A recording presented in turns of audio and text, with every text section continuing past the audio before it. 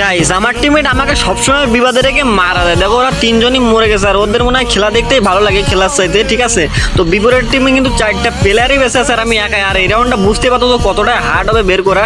তো আমাদের এই রাউন্ডটা বের করতে পারলে কিন্তু আমরা ম্যাচটা উইন হয়ে যেতাম, কিন্তু আমার প্লেয়ার সবকটাই মারা গেছে আর এখানে সবকটাই প্লেয়ারে বেঁচে আছে ওদের দলে। তো দেখা যাক আমি এই রাউন্ডটা বের করতে পারি কিনা। সেখানে ফাইনালি একটা ডাউন করে ফেলছে আর এখন 3টা প্লেয়ারই বাকি কিন্তু, আর আমি কিন্তু এর মধ্যেখানে, ঠিক আছে। তো আমাকে বুঝতে পারছো কতটা ধোলাই করতে পারে ওরা।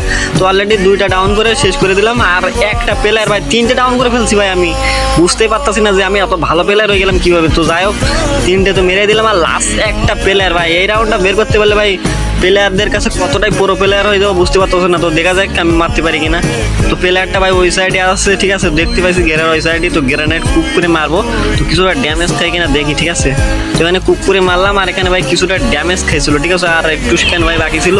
তো লাস্ট প্লেয়ার সবকটা রেড শট ভাই। তো বুঝতে পারতেছো এত কঠিন সিচুয়েশনে থাকার পরেও আমি কিন্তু রাউন্ডটা বেরিয়ে ম্যাচটা উইন করে পেলাম। তো তোমরা এরকম পজিশনে থাকলে ম্যাচটাকে উইন করতে পারতে কমেন্টে বলে যাই তো।